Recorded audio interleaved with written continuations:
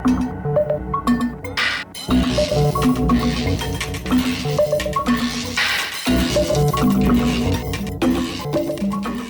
name is Charles Grobe. I'm a professor of psychiatry and pediatrics at the UCLA School of Medicine, and I'm the director of the Division of Child and Adolescent Psychiatry at Harbor UCLA Medical Center.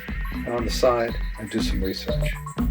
Now, the most recent study I've done was in from about 2004 to 2008. We had permission from FDA to conduct a study using psilocybin, which is the active alkaloid in hallucinogenic mushrooms. The subjects were individuals diagnosed with advanced cancer who had overwhelming anxiety. One woman, we played the Tibetan Gyoto monks, and she felt she was being suspended off her bed, held in a web of hands by the Buddhist monks, and they were chanting healing songs. And she found it a very, very powerful experience. In conducting these sessions, music is integral. If you match the right subject with the right music at the right time in the session, it can really fuel that experience, can really kind of help that individual take their experience up to the next level.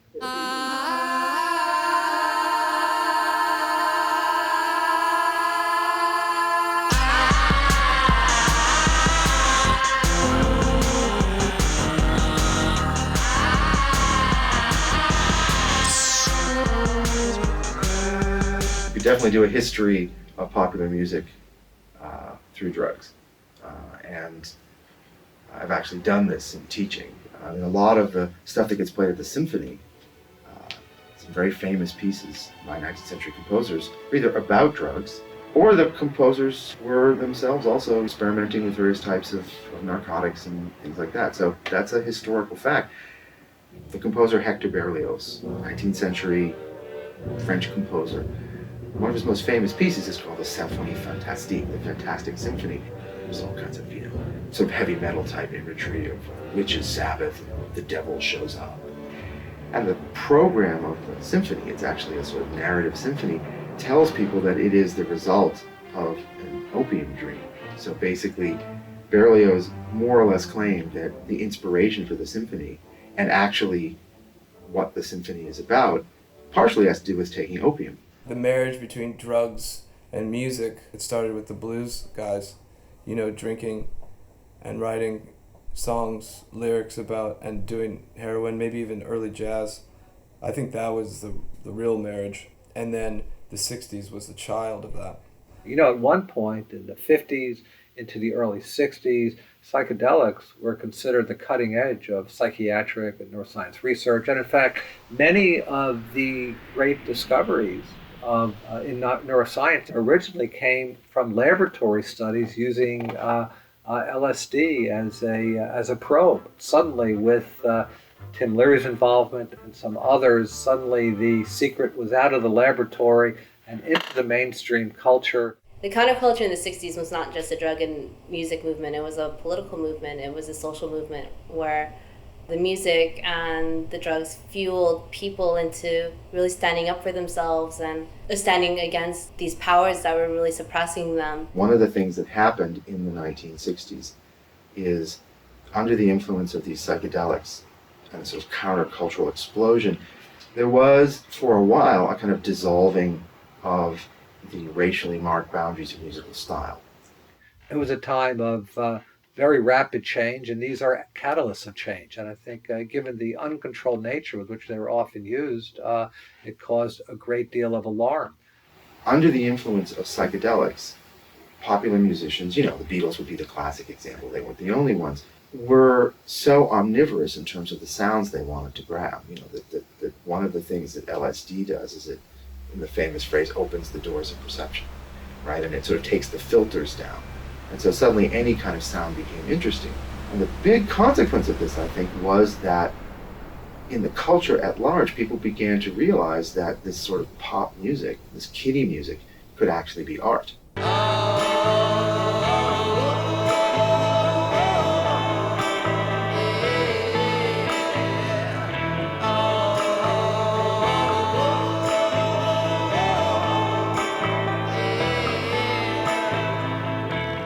Psychedelics certainly facilitate individuals being able to look at music from very different perspectives, with, let's say, far greater sensitivity and receptivity to some of the themes emerging. I didn't really start appreciating music fully, like, before I started smoking pot. You end up hearing more complex rhythms, you end up hearing more complex harmonies, and these are the types of things that you hear while you're on LSD. You're not just hearing the music, you're hearing the music in combination with all of the other sounds of your experience. I am constantly participating in a music culture that is about wonder and experience, and I see it happening in these kids' faces. I see them in front of these loud sound systems, throngs of ecstasy, and not just the kind that you take, but this actual ecstatic state coming down and then losing oneself and just dancing as if there's no tomorrow, or the reckless abandon. I've definitely been to shows where it's like I've gone places and I haven't taken a sip of anything, there's just nothing in my system and I've gone from Earth to another place. Most artists that I know don't take drugs to make their art. You don't need drugs to be happy, and the music makes people happy, so. There's nothing in the world ever that could make more people happy than music. Not religion, nothing. Like, a song can make anybody happy. I actually haven't tried to make music while tripping on something. I don't function well enough to probably try to actually accomplish a song, but lots of ideas come out of that, and a lot of, inspiration comes out of these experiences that you have while you're tripping on something. These hours that you should be sleeping, where you should be dreaming, you're awake and you're working on music. It's my form of, tripping while actually making music. My friend Jack Adams, who plays in White Fence, he considers sleep deprivation like free drugs. He's right. For a moment there, there's like a good window of delirium.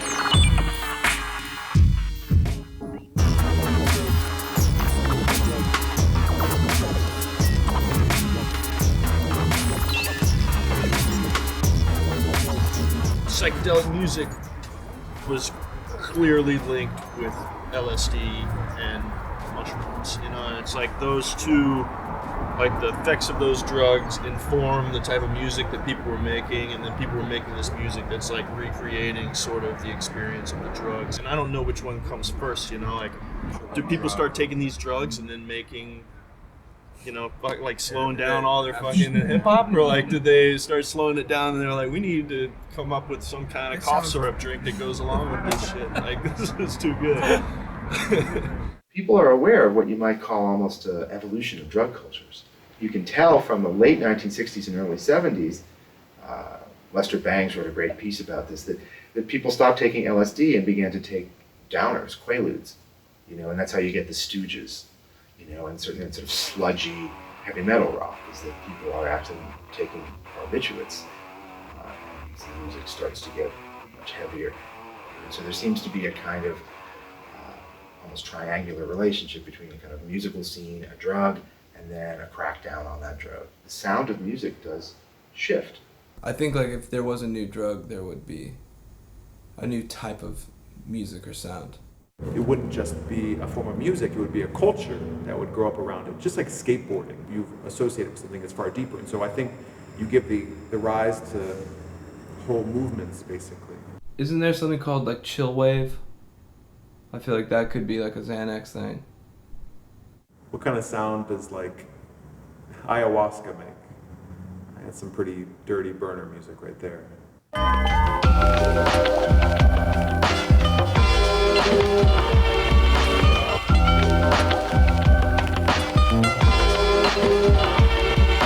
I've always loved the word psychedelic, but I realized at a certain point that it had certain connotations.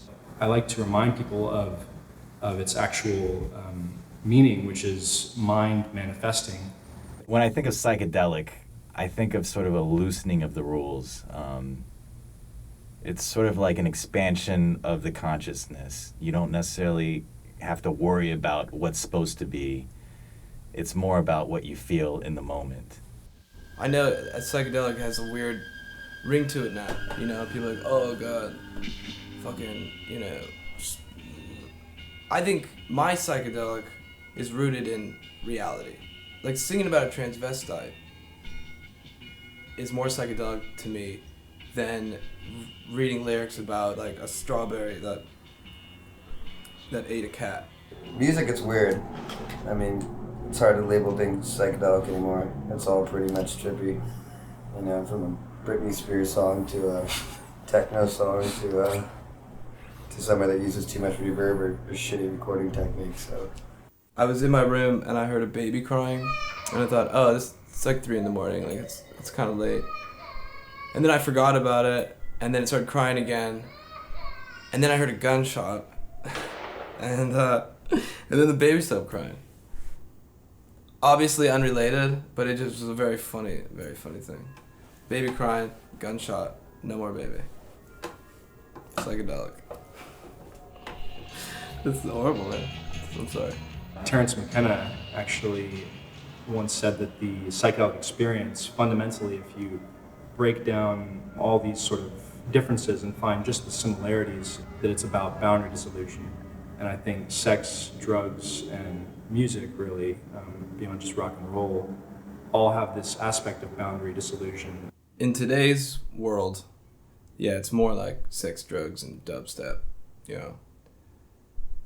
The rock and rollers are probably trying to clean up just to be counter to that, I'd think. The odd term out there is drugs. I mean, because I think you can argue rock and roll is just another word for sex.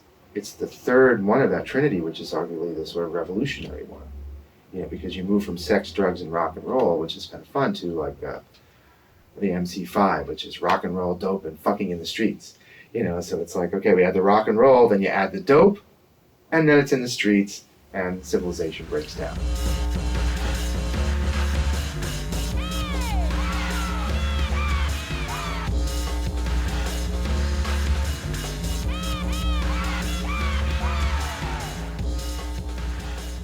I think there's a lot of up-and-coming like DJs or producers or kind of forward-minded thinkers that I know for a fact they must use at least a few psychedelics or had a heavy psychedelic trip, because some of the intricate patterns and the way they stage the lights and everything, you know that like they're kind of getting into a place where you can kind of only relate to if you've had that experience. People, when they're making this music, are drawing on previous drug experiences when they themselves are either in the audience and they're either trying to make music that harmonizes with those experiences because they know what they are, or they're trying to represent them, you know, both the good and the bad. So you'll have light and dark tracks, which are about various aspects of the drug experience. It's a mutually beneficial relationship. You have being on the substance makes the music sound better. Listening to the music makes the trip feel amazing, you know. I don't think I'd even be making music because I wouldn't be open-minded enough to do so if I hadn't had these experiences, you know, with certain substances. We're getting to know more and more about how it has a physical effect on the body, right? So repetitive beats, loud sounds create a visceral physical response. There's an interaction between the kind of physical effects that music has on people and the change in your sensory apparatus when you take certain kind of chemicals. So there's a positive feedback there. You go to a festival and at nighttime all of a sudden the techno turns on and everyone starts taking Molly and ecstasy and the place gets fucking creepy and lame. You know, the music often played at a rave has a very, intense, rapid beat. Very often the music is at 120 beats per minute, which is the same rate of the fetal heart in utero. So all individuals while in utero, you know, just floating, you know, hearing their own heartbeat going at 120 per minute, and here you have the rave phenomena with music replicating that beat.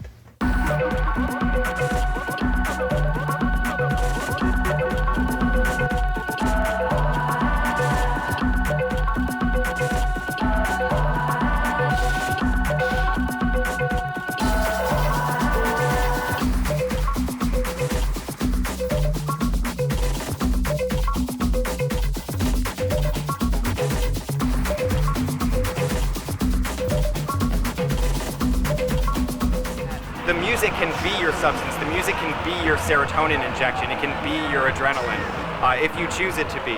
The purer state you can enter is the egoless state. Okay, so the psychedelic state is an ecstatic one. It is a synesthetic loss. By the lack of ego, you discover sound and taste and sight that is impressed and becomes you. You become these strange other sympathetic strings. You are the banana on the floor. You are the night sky. You are these things, and it as much as a silly, messed up statement as that is, it is absolutely fundamentally true that you are gone. That's the psychedelic state. That's the best part about it, is the ego loss. Yeah, that's actually, you're like a baby man or woman. But you can also get there through meditation. This has been proven. You can also get there through exercise, probably, and eating a healthy diet. But for God's sakes, you can get there a lot faster through dropping a bunch of acid. One of our subjects in the cancer study was a woman who had no experiences with psychedelics. She was entirely naive. So at the end of the first hour, I asked how she was doing. She said nothing was happening. After the second hour, nothing was happening. Okay, put the eye shades back on. Something will happen. After the third hour, nothing was happening. Then I started to get concerned. At that point, I turned to one of my co-investigators and I said, Preet, I think the music you're playing is just a little too mellow.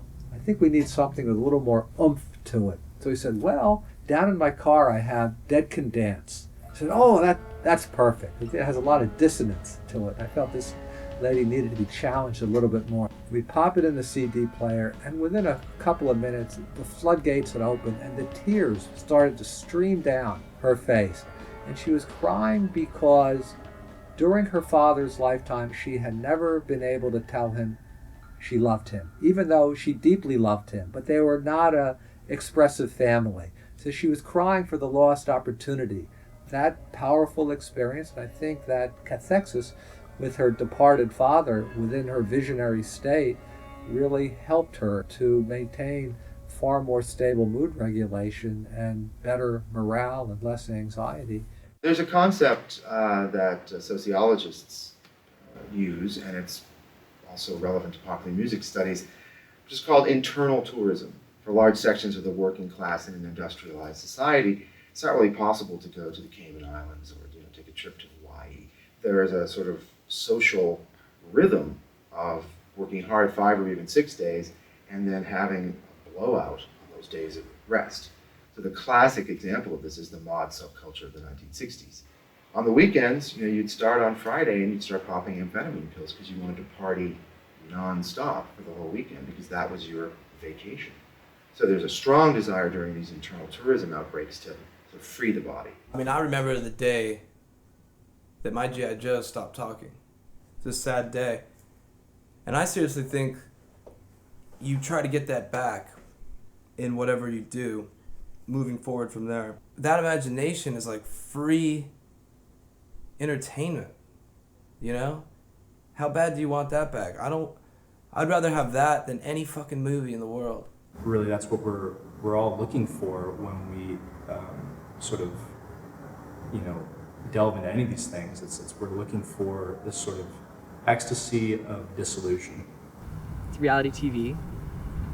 It's affirming that like your existence is the show that you get to watch all the time. You get to live, and you can be outside of it and see yourself in an infinite perspective as this tiny thing. Almost remove yourself from your own perspective, take yourself away, and see where you stand on this giant plateau of the universe, just rolling around. You're just this one tiny little pinpoint, and then you can flip that around and go the other direction and travel into like the world where everything is just you, and you're just this being that's like your entire essence is going to be everything you've ever experienced. You know where you are, you know where you stand in relation to things, and it's like very confusing, and usually there is no right answer as to like which of these perspectives is right. But that's comforting in itself, that there's never going to be a right answer. But there is going to be like a tangible real world out there for you. And that's always comforting, in my background.